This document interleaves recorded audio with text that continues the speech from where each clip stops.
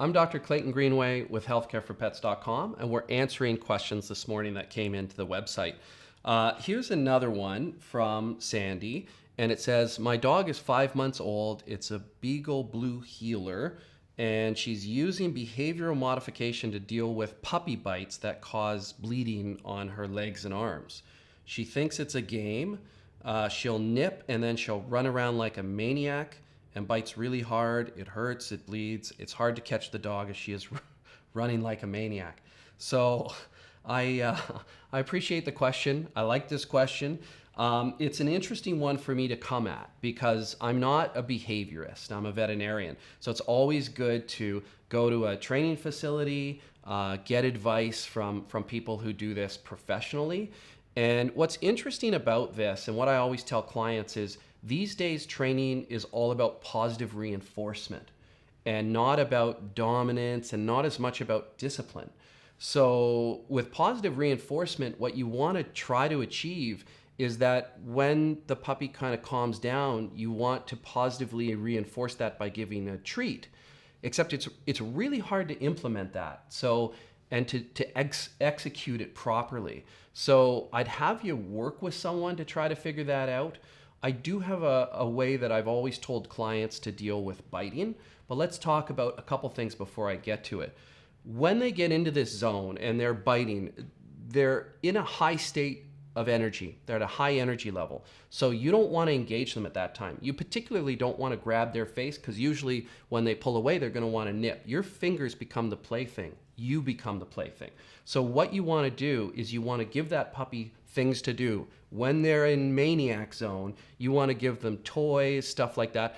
But you have to do it in a way that you're not positively reinforcing it. You just want to turn your back as well. You don't want to be the plaything. So you want to turn your back, go about your business, and wait until your puppy calms down a bit.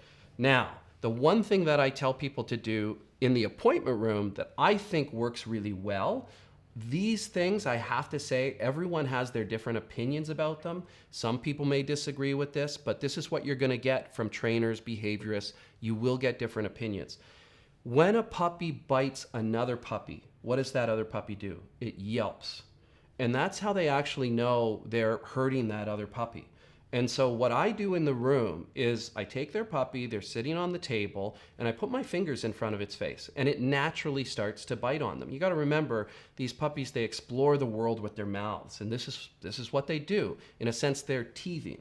So they're going to start biting on my fingers. Well, the second they bite on my fingers, I let out a yelp.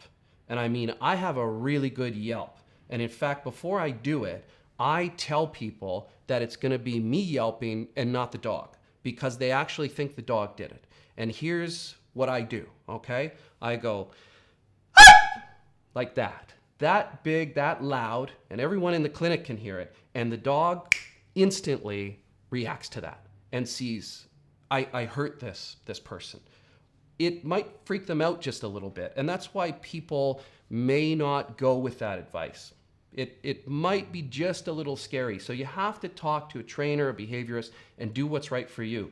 But the second I do that, I then put my fingers in front of this puppy's face again, and they start going like this, and they start moving away from my fingers. They don't want to hurt me. They don't want that to happen. And sometimes I'm not sure whether they're thinking they don't want to hurt me versus they're a little scared of my fingers. So you have to talk to your veterinarian about this.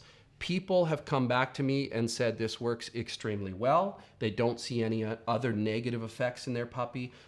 When a puppy bites another puppy, that's exactly what they do. So you are doing something that's naturally occurring. So I don't see much wrong with that.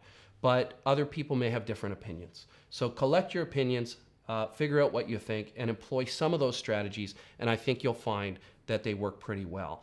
I really appreciate the question. Good luck. It's not easy raising a puppy, and keep those questions coming to healthcareforpets.com, where we're dedicated to your pet's health.